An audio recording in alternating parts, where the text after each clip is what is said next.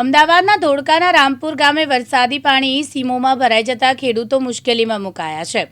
Dholka Kheda highway Narmada કેનાલના નાના નાળા બંધ હોવાથી પાણી રામપુર ગામમાં સીમોમાં ભરાયા છે।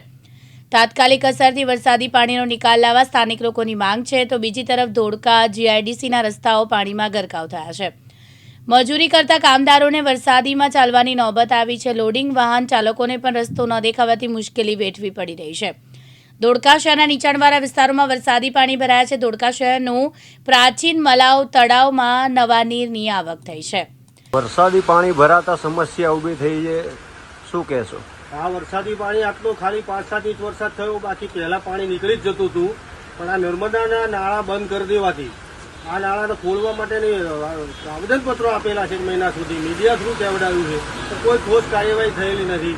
સરપંચશ્રીની રજૂઆત કરેલી છે, ડેલિગેટશ્રીને ધારાસભ્યશ્રીને રજૂઆત કરેલી છે, તો ડેલિગેટની ગ્રાન્ટમાંથી પણ એક પણ રૂપિયા વપરાયો નથી। નહીં રામપુર ગ્રામ પંચાયત કોઈ ઠોસ કાર્યવાહી કરતી, સરપંચશ્રી ખાલી હાથ ઉપર હાથ બેસી રહે છે અને નાળા સાફ કરવાનું કીધેલું છે એ સાફ નથી કર્યા। રસ્તાને વરસાદી પાણીનો રિઝલ્ટ બીજા રસ્તા ઉપર ડાયવર્ટ કરતા ખાતરીપુર ગ્રામજનો જોડે અથડામણ ઇસ્યુ ઊભો કરેલ છે। જે કુદરતી વહેણ છે એ વહેણને ડાયવર્ટ કરી અને ખાતરીપુર ગામ બાજુ પાણી ચડાવી અને ખાતરીપુરના ગામના જનો અને રામપુર ગ્રામજનોને અથડામણ કરે એવા ખેડૂતમાં ઝઘડા મોટા થાય એવું આજ ઊભું કરેલ છે। તો આની તાત્કાલિક કાર્યવાહી કરી નાળા સાફ કરી અથવા તો નર્મદાની અંદરથી નિકાલ કરી અને આને વહેલી તકે પાણીનો નિકાલ કરો, નહીં તો રામપુર ગામ અને જીઆઈડી વિસ્તાર ડુબાણમાં થઈ ગયું છે ફૂલ। હાલ અત્યારે જીઆઈડીસી વિસ્તાર ફૂલ પાણીમાં ડૂબેલો હોવાથી રામપુર ગામ પણ તળાવ ઓવરફ્લો થઈ ગયું છે। ગામના સીમાડામાં ફૂલ પાણી ભરાઈ ગયું છે અને અત્યારે હાલ 1 મહિના પહેલાં આવેદનપત્રો આપેલા છે મામલતદારશ્રીને, પ્રાંત સાહેબશ્રીને, નર્મદા નિગમને, પણ કોઈ પ્રોપર કાર્યવાહી થયેલ નથી। હાલ અત્યારે ખેતીવાડી પણ ડૂબી ગઈ છે, જીઆઈડીસીની કંપનીઓમાં પાણી ભરાઈ ગયા છે, કંપનીઓ બંધ હાલતમાં થઈ ગઈ છે। નર્મદા નાળા બંધ કરી દેવાથી આ પ્રશ્ન ઊભો થયેલો છે ગામનો। આને પ્રોપર નિકાલ કરો કોઈ પણ સંજોગોમાં, નહીં તો નર્મદા કેનાલ તોડવાની અમારે નોબત આવશે ગ્રામજનોની, એવું ગ્રામજનો અમારા હાલના ત્રાહિમામ પોકારી ગયા। મગનભાઈ ઠાકોર, મારું ગામ રામપુર। મારે ગામના પાણીના નિકાલ માટેની વાત કરવાની છે।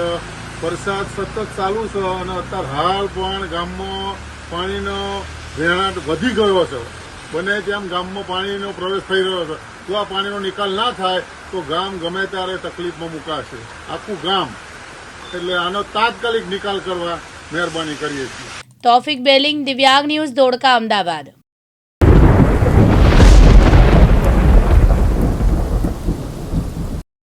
અરવલ્લી જિલ્લામાં 3 દિવસથી વરસી રહેલા વરસાદ પછી હજુ પણ મોડાસા શહેરમાં કેટલીક સોસાયટીઓમાં પાણી ઓસર્યા નથી, જેના કારણે સોસાયટીમાં રહેતા લોકોને અન્ય જગ્યાએ રહેવાનો વારો આવ્યો છે।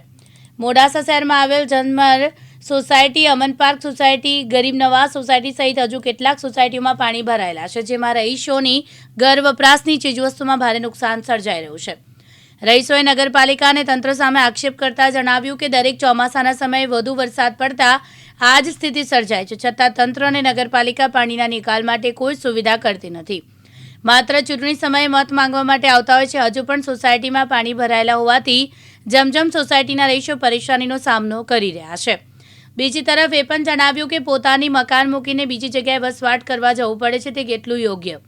કચરાનો પણ નિકાલ થતો નથી, ત્યારે આ બાબતે નગરપાલિકા અને તંત્ર કંઈક વિચારે તે જરૂરી બન્યું છે। ગુડ મોર્નિંગ, મારું નામ છે કાજી નોમાન અને હું અત્યારે અહીં મોડાસાની રસુલાબાદ સોસાયટીમાં રહી રહ્યો છું। અહીં રસુલાબાદ સોસાયટીમાં મોસ્ટ ઓફલી પાણી ભરાય છે। રસુલાબાદ સોસાયટીમાં જે પાણી ભરાય છે અને અહીંયાથી આગળ જોઈએ તો આપણે જમજમ સોસાયટી છે। જમજમ સોસાયટીમાં લોકોના ઘર કેટલા અડધે સુધી ડૂબી ગયા છે। તે લોકોએ ઘરમાં પોતાનું કિંમતી સામાન અને પોતાનું કિંમતી એવું ઘર છોડીને આજે બેઘર થઈને બીજી જગ્યાએ આશરો લેવો પડ્યો છે। આજે એમને ખાવા પીવા રહેવામાં જે મુશ્કેલી થઈ રહી છે, તો હું એક માંગ કરું છું કે તંત્રથી કે તંત્ર ક્યાં સૂઈ રહ્યું છે।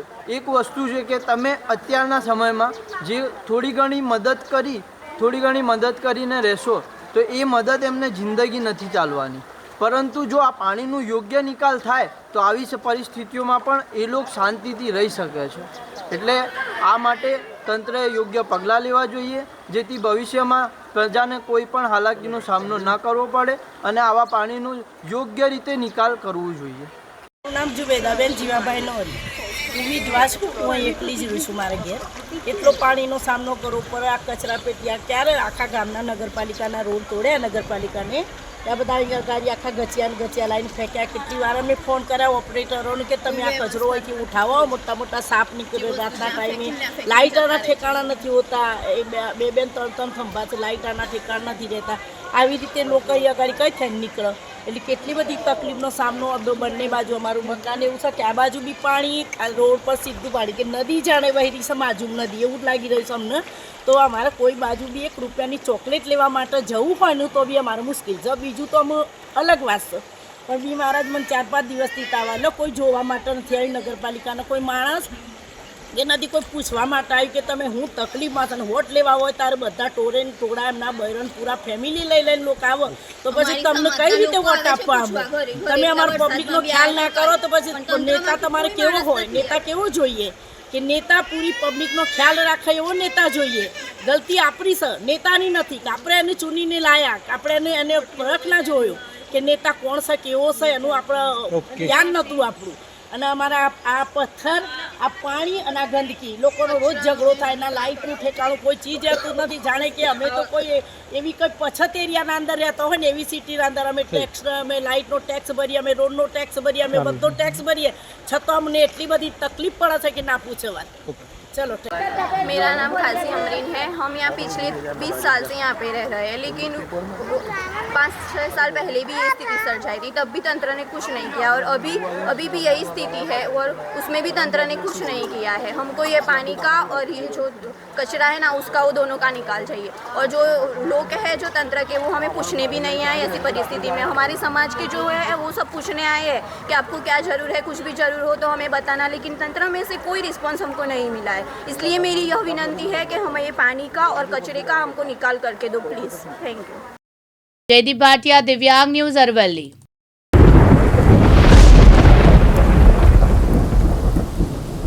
કચ્છના અંજારમાં અતિવૃષ્ટિ અને ભારે વરસાદના કારણે નીચાણવાળા વિસ્તારોમાં જ્યાં પાણી ભરાઈ ગયા છે ત્યાં અંજાર પોલીસ દ્વારા જરૂરિયાતમંદ લોકોને શોધીને તેઓને ગરમ ભોજન આપવામાં આવ્યું હતું.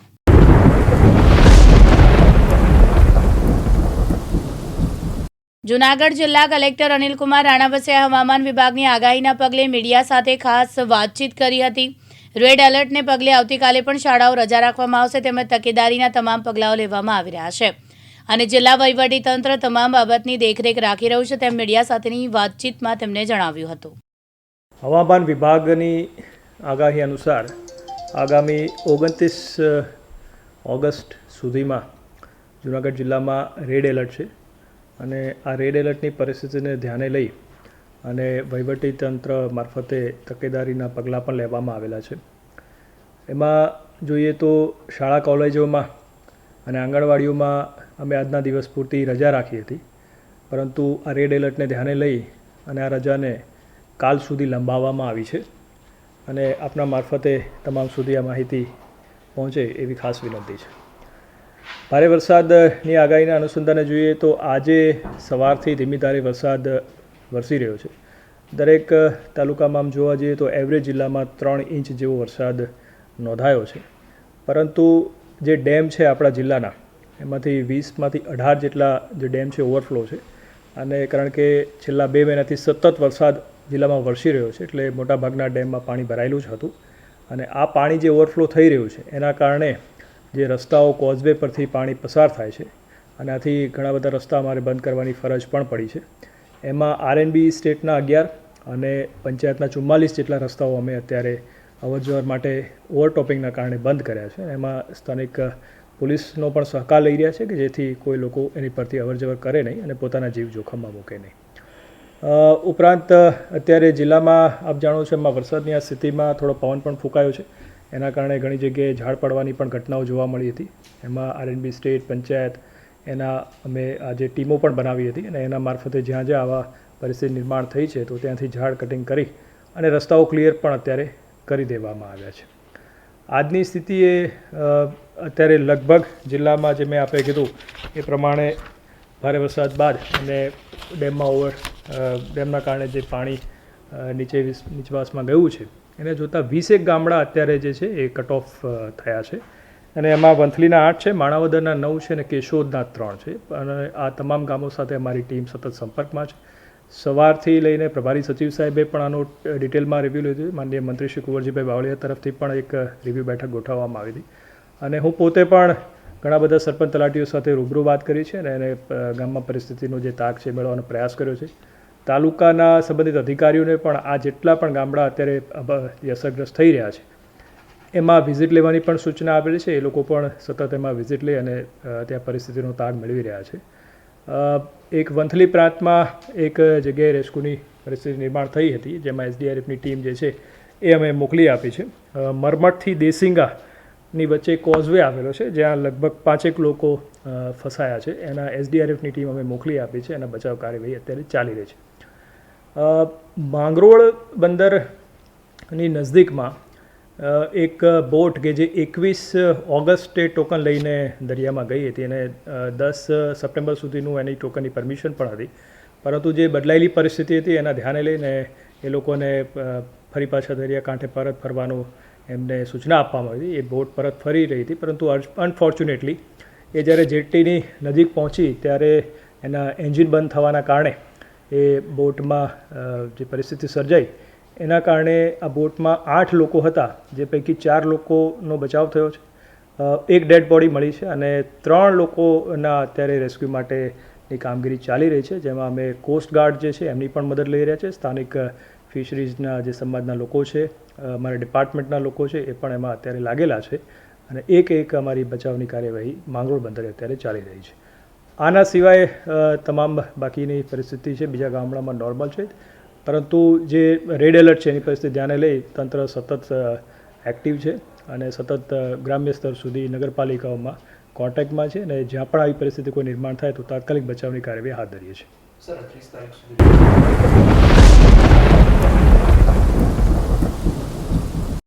રાજકોટના જેતપુર પંથકમાં પાણીના પ્રવાહમાં ગઈકાલે તણાયેલા યુવકની લાશ મળી છે. જેતપુરના રૂપાવટી ગામમાં ચેકડેમમાં યુવક પાણીમાં ડૂબી ગયો હતો. આજે ચેકડેમમાં 27 વર્ષીય યુવકની લાશ મળી આવી છે. પિયુષ મગન સાદિયા ઉંમર વર્ષનો 27 વર્ષની ઉંમરનો મૃતદેહ મળી આવ્યો છે. SDRFની ટીમ દ્વારા શોધખોળ હાથ ધરી છે. આખરે યુવકની શોધખોળમાં યુવકનો મૃતદેહ મળી આવ્યો છે. મૃતદેહને પોસ્ટમોર્ટમ અર્થે જેતપુર સરકારી સિવિલ હોસ્પિટલ ખાતે ખસેડવામાં આવ્યું છે.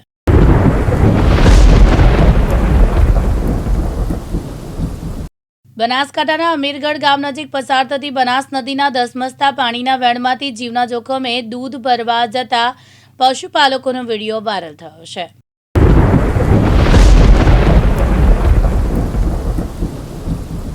પંચમહાલના લુણાવાડા તાલુકાના બામણ ગામ પાસે અતિભારે વરસાદના કારણે ઘર પડી જવાથી એક પતિ પત્નીનું અવસાન થયું છે. અવસાન થતા ઘટના સ્થળે પંચમહાલ સાંસદ રાજ્યપાલ યાદવ યુદ્ધના ધોરણે મુલાકાત લઈ આર્થિક રીતે મદદ કરી અને જિલ્લાતંત્રને તાબડતોડ સરકારી સહાય ચૂકવવા આદેશ આપવામાં આવ્યા હતા.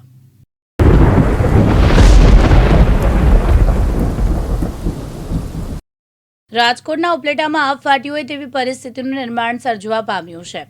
ઉપલેટા પંથકમાં ગઈકાલથી અવિરત વરસાદને લઈને તરબતોડ બન્યું છે. ઉપલેટાના ગ્રામ્ય વિસ્તાર સહિત વિસ્તારોમાં ગઈકાલથી મેઘો મહેરબાન થયો છે.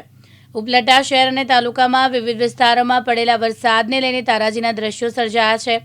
વરસાદને લઈને ખેતરો બેટમાં ફેરવાયા તો બીજી તરફ ગાડા માર્ગ પર પાણી ભરાતા રસ્તા બંધ થયા છે. ધોધમાર વરસાદને લઈને ભાદર ડેમની જળસપાટીમાં વધારો થતા દરવાજા ખોલવામાં આવ્યા છે. ઉપલેટા તાલુકામાં મજેટી ગામ બેટમાં ફેરવાયું છે. મજેટી ગામ બેટમાં ફેરવાતા સંપર્ક વિહોણું બન્યું છે. ધોધમાર વરસાદના કારણે જનજીવન અસ્તવ્યસ્ત થવાની પરિસ્થિતિનું નિર્માણ થયું છે.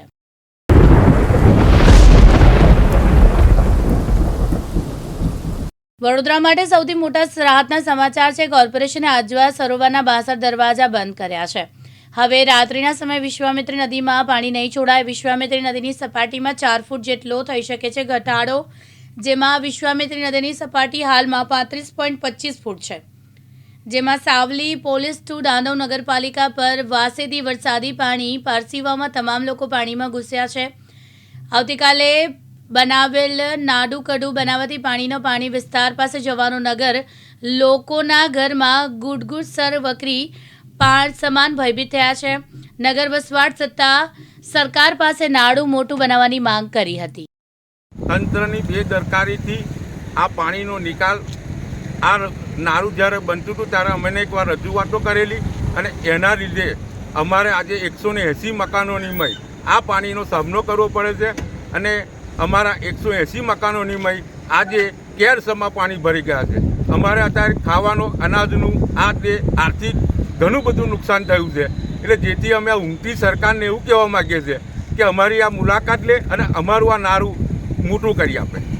અને પાછળથી પાણીનો ફ્લોટ વધારે આવવાથી અમારે વારંવાર દરેક ચોમાસાની મય અમે સંપર્ક વિહોણા થઈ જઈએ છીએ અને અમારે દરેક ચોમાસાની મય આવી અનેક મુશ્કેલીઓનો સામનો કરવો પડે છે.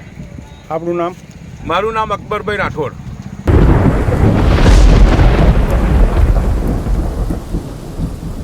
સાબરકાંઠાના વિજયનગરના હરણાવ નદીમાં નવા નીરની અવિરત વહેતા થયા છે. હરણાવ ડેમમાં 1300 ક્યુસેક પાણીની આવક નોંધાઈ છે. ઉપરવાસમાં વરસાદના કારણે હરણાવ ડેમમાં 70% જેટલું પાણી ભરાયું છે. ડેમની ભયજનક સપાટી 330 મીટર સપાટી ગેટ ખોલવા પડી છે. હાલમાં 329.80 મીટરની સપાટી પહોંચી છે. હજી અવિરત વરસાદ વરસે તો ઓવરફ્લો થવાની શક્યતા છે.